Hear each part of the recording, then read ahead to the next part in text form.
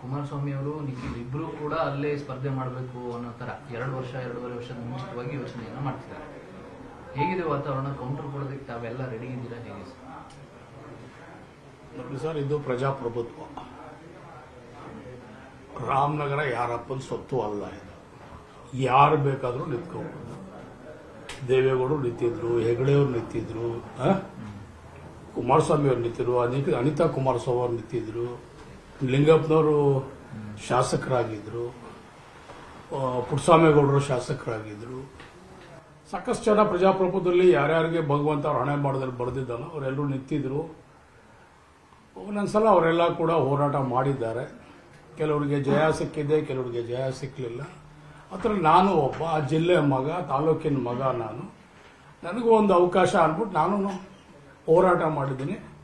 ಆ ದೇವರು ಒಪ್ಕೊಂಡಿದ್ದಾನೆ, ನನಗೆ ಸೇವೆ ಮಾಡ್ಲಿಕ್ಕೆ ಒಂದು ಅವಕಾಶ ಮಾಡಿಕೊಟ್ಟಿದೆ.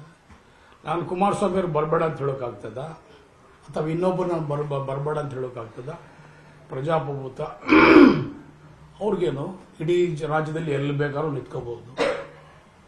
ಅವ್ರಿಗೇನು ಯಾವುದೋ ಒಂದೇ ಒಂದು ನಿರ್ದಿಷ್ಟವಾದಂಥ ಒಂದು ಜಾಗ ಅಂತ ಏನೂ ಇಲ್ಲ ಅವ್ರಿಗೆ. ಅವರು ಕೆಲವು ಜಾಗದಲ್ಲಿ ತುಮಕೂರು ನಿಂತ್ಕೊಳ್ತಾರೆ, ಕೆಲವು ಜಾಗದಲ್ಲಿ ಚಿಕ್ಕಬಳ್ಳಾಪುರಕ್ಕೆ ಹೋಗ್ತಾರೆ, ರಾಮನಗರಕ್ಕೆ ಬರ್ತಾರೆ, ಮಂಡ್ಯಕ್ಕೆ ಬರ್ತಾರೆ, ಎಲ್ಲಿ ಬೇಕಾದ್ರೂ ನಿಂತ್ಕೋಬಹುದು ಅವರು. ನಾವೆಲ್ಲ ರೈತರ ಮಕ್ಕಳು, ಬಡವರ ಮಕ್ಕಳು. ನಮ್ಮದೇ ಆದಂಥ ಒಂದು ಸಿದ್ಧಾಂತ ಇದೆ. ನಾವೆಲ್ಲರೂ ಕೂಡ ಎಲ್ಲಿ ನಿಂತ್ಕೋಬೇಕು, ಎಲ್ಲಿ ನಾವು ಯಾವ ರೀತಿ ನಡ್ಕೋಬೇಕು ಅಂತ ಹೇಳಿ ಶಿಸ್ತುಬದ್ಧವಾಗಿ ಬಂದಿದ್ದೀವಿ. ಆ ಪ್ರಕಾರ ನಾವೆಲ್ಲರೂ ಕೂಡ ರಾಜಕಾರಣದಲ್ಲಿ ನಡ್ಕೋತಾ ಇದ್ದೀವಿ. ನಮ್ಗೇನು ಶಿಸ್ತಿಲ್ಲ ಅಂತ ಇಲ್ಲ. ಶಿಸ್ತಿಲ್ಲರೂ ಅಲ್ಲಿ ಇಲ್ಲಿ ಅವ್ರಿಗೆ ಬೇಕಾದಾಗ, ಅನುಕೂಲ ಬಂದಾಗ, ಹಗಲೊತ್ತಲ್ಲೇ ಬಣ್ಣ ಹಾಕೊಂಡ್ಬೇಕಾದ್ರೆ ಹೆಂಗ್ ಬೇಕಾದ್ರೂ ಡ್ರಾಮಾ ಮಾಡ್ತಾರೆ. ನಾವು ಅದನ್ನ ಕಲ್ತಿಲ್ಲ ಸ್ವಾಮಿ. ಅದು ನಮ್ಮ ಪಕ್ಷ ಕಾಂಗ್ರೆಸ್ ಪಕ್ಷ ಶಿಸ್ತುಬದ್ಧಂತ ಪಕ್ಷ. ಇದು ಎಲ್ಲಾ ವರ್ಗದ ಜನರ ಪಕ್ಷ. ಇದು ನಾವು ಪಕ್ಷದಲ್ಲಿ ಬೆಳೆದಿದ್ದೀವಿ. ಆ ಒಂದು ಸಿದ್ಧಾಂತ, ಸಂಸ್ಕೃತಿಲಿ ಬೆಳೆದಂತ ಜನ ನಾವು ಮಾಡ್ತಾ ಇದ್ದೀವಿ. ಒಂದು ಸಿಂಪತಿ ಕಾರ್ಡ್ ಪ್ಲೇ ಮಾಡ್ತಿದ್ದಾರೆ ಸರ್. ಯಾರು ಸೇವೆ ಮಾಡೋ ಮನೋಭಾವ ಇಟ್ಕೊಂಡು ಬರ್ತಾರೆ ಅವ್ರಿಗೆ ಮಾತ್ರ ಅವಕಾಶ ಸಿಗ್ತದೆ ಅಂತ ನಾನು ಅನ್ಕೊಂಡಿದ್ದೀನಿ. ಇಲ್ಲಾಂದ್ರೆ ಭಗವಂತ ನನಗೆ ಸ್ಥಾನ ಕೊಡ್ತಾ ಇರಲಿಲ್ಲ. ನನಗೂ ರಾಜಕಾರಣದ ಒಂದು ಕುಟುಂಬದ ಇದರಲ್ಲಿ ಹಿನ್ನೆಲೆ ದೇವೇಗೌಡ ಕುಟುಂಬಕ್ಕೂ ಅಧಿಗಜಾಂತರ ಇದೆ. ನಾನೊಬ್ಬ ಸಾಧಾರಣ ಮನುಷ್ಯ. ಎಲ್ಲರೂ ಕೂಡ ಪ್ರಧಾನಮಂತ್ರಿ ಆದವರು, ಮುಖ್ಯಮಂತ್ರಿಗಳಾದಂಥವರು. ಆ ರೀತಿ ಅವರೆಲ್ಲ ಲೆಕ್ಕ ಹಾಕೊಂಡ್ರೆ ನನಗೆ ಸೇವೆನೇ ಸಿಗೋಕ್ಕೆ ಅವಕಾಶನೇ ಇಲ್ಲ ನನಗೆ. ಸೊ ಆ ರೀತಿ ಎಲ್ಲ ಏನೂ ಇಲ್ಲ ಸರ್. ಯಾರಿಗೆ ಆಸಕ್ತಿ ಇದೆ, ಯಾರಿಗೆ ಸೇವೆ ಮಾಡೋ ಮನೋಭಾವ ಇದೆ, ಅವ್ರಿಗೊಂದು ಅವಕಾಶ ಇದೆ ಅಂತ ನಾನೇ ಉದಾಹರಣೆ ಸರ್. ನನ್ನ ಶಾಸಕ ಸ್ಥಾನನೇ ಒಂದು ಉದಾಹರಣೆ ಅಂತ ನಾನು ಅನ್ಕೊಂಡಿದ್ದೀನಿ ಸರ್. ಶಿವರಾತ್ರಿ ಕಳೆದ ಮೇಲೆ ಕಾಂಗ್ರೆಸ್ನಲ್ಲಿ ಸ್ವಲ್ಪ ಬದಲಾವಣೆ ಆಗಬಹುದು, ಇಷ್ಟು ದಿನಗಳ ಏನ್ ನಿರೀಕ್ಷೆ ಇತ್ತು ಅದು ಈಡೇರಬಹುದು ಅನ್ನೋ ಚರ್ಚೆ ಇದೆ. ಹೌದು ಅಂತ ಅನ್ಸುತ್ತೆ ಸರ್? ಏನ್ ಮಾಹಿತಿ ಇದೆ? ನೋಡಿ ಸರ್, ನಾವು ಪ್ರಾರಂಭದಿಂದ 2 ವರ್ಷ ಆದಮೇಲೆ ನಾವೆಲ್ಲರೂ ಸಾಕಷ್ಟು ಶಾಸಕರು ನಾವು ನಮಗೋಸ್ಕರ ಅಲ್ಲ ಸರ್, ಪಕ್ಷಕ್ಕೋಸ್ಕರ ಮುಂದೆ ಮತ್ತೆ ನಮ್ಮ ಸರ್ಕಾರ ಬರಬೇಕು, ಒಬ್ಬ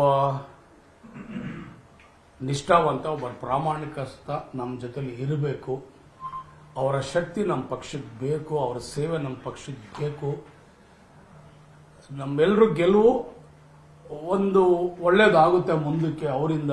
ಅವರ ಹೋರಾಟ, ಅವರ ನಿಷ್ಠೆ, ಅವರ ಪ್ರಾಮಾಣಿಕತೆ, ಅವರ ಶಕ್ತಿ ಪಕ್ಷಕ್ಕೆ ಇಂಥ ಸಂದರ್ಭದಲ್ಲಿ, ಇಂಥ ಒಂದು ಅವಧಿನಲ್ಲಿ ನಮ್ಗೆ ಬೇಕು ಅನ್ನೋ ಒಂದು ಏಕೈಕ ನಿರ್ಧಾರದಿಂದ. ಇದೇನು ವೈಯಕ್ತಿಕವಾಗಿ ನಾವು ಯಾರಿಗೂ ಅಂತ ಅಲ್ಲ.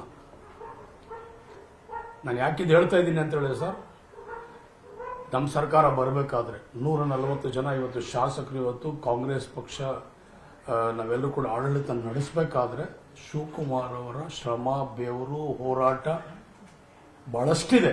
ಅವ್ರು ಕೊಟ್ಟಂತ ಕಾರ್ಯಕ್ರಮ, ಸ್ವತಂತ್ರ ನಡಿಗೆ ಇರ್ಬೋದು, ಮೇಕೆದಾಟು ಇರ್ಬೋದು, ಒಂದು ಆರೋಗ್ಯ ಹಸ್ತ ಇರ್ಬೋದು, ಅವ್ರು ಕೊಟ್ಟಂತ ಶಿಸ್ತಿಲ್ದರು ಅಲ್ಲಿ ಇಲ್ಲಿ ಅವ್ರಿಗೆ ಬೇಕಾದಾಗ, ಅನುಕೂಲ ಬಂದಾಗ, ಹಗಲೊತ್ತಲ್ಲೇ ಬಣ್ಣ ಹಾಕೊಂಡ್ಬೇಕಾದ್ರೆ ಹೆಂಗ್ ಬೇಕಾದ್ರೂ ಡ್ರಾಮಾ ಮಾಡ್ತಾರೆ. ನಾವು ಅದನ್ನ ಕಲ್ತಿಲ್ಲ ಸ್ವಾಮಿ. ಅದು ನಮ್ಮ ಪಕ್ಷ ಕಾಂಗ್ರೆಸ್ ಪಕ್ಷ ಶಿಸ್ತುಬದ್ಧಂತ ಪಕ್ಷ, ಇತಿಹಾಸ ಉಳ್ಳಂತ ಪಕ್ಷ.